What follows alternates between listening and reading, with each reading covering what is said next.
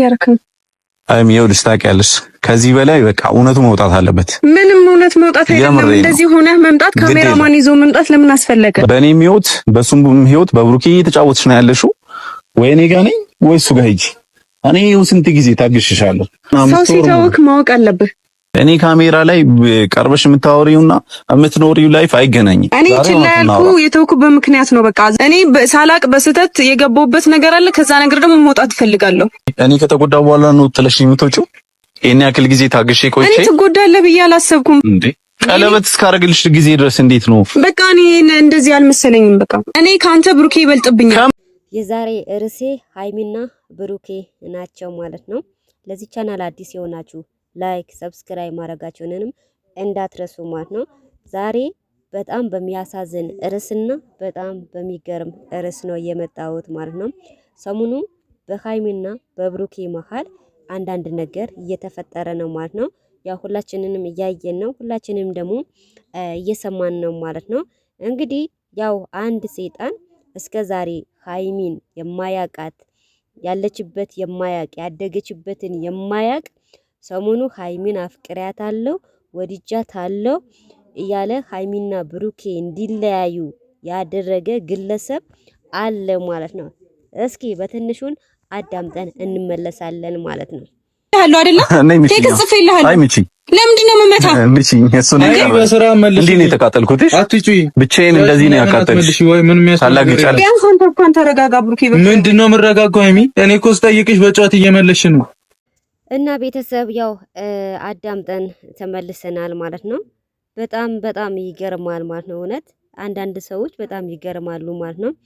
መቼም ያው ሁላችሁም ታውቃላችሁ ሀይሚና ብሩኬ መቼም አይለያዩ። ሀይሚም ያው ያለችውን ሰምታችኋል። ከብሩኬ ውጭ ወደ ውጭ ብላለች። እኔ አላቅህም አታቀኝም፣ ስለዚህ ከብሩኬ ጋር እንድለያይ አታድርገኝ፣ ህይወቴን አታበላሸኝ እያለች መልስ ሰጥተዋለች።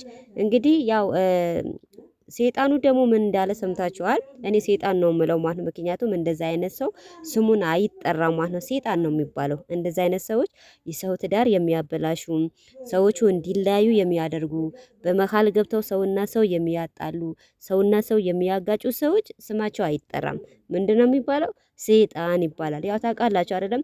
ሰውና ሰው ሲደባደብ እንዲደባደብ የሚያደርግ ማን ነው? ሴጣን ነው ማለት ነው። ስለዚህ ይሄ ሰው ይሄ ሴጣን ከየት እንደመጣ አናውቅም። ሀይሚና ብሩኬ እንዲለያዩ ይፈልጋል ማለት ነው። ሀይሚና ብሩኬ መቼም አይለያዩም ማለት ነው። ጉዞ ወደፊት ማለት ነው።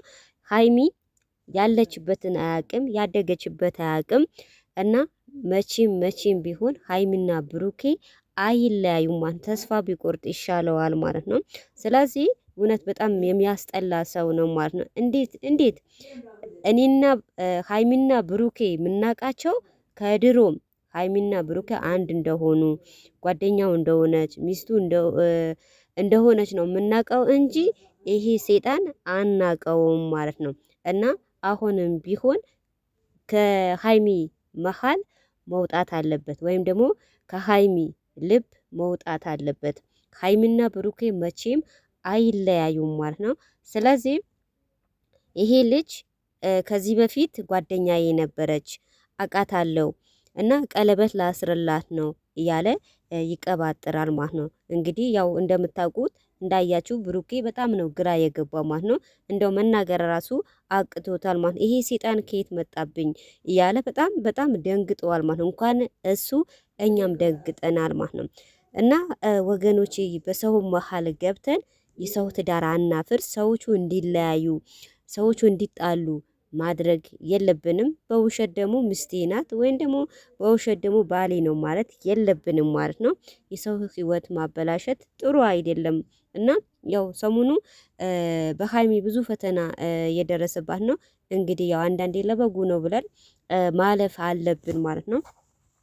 እና ያው እሷ ሀይሚ ብላለች፣ እኔ ከብሩኬ ውጭ ወደ ውጭ ብላለች።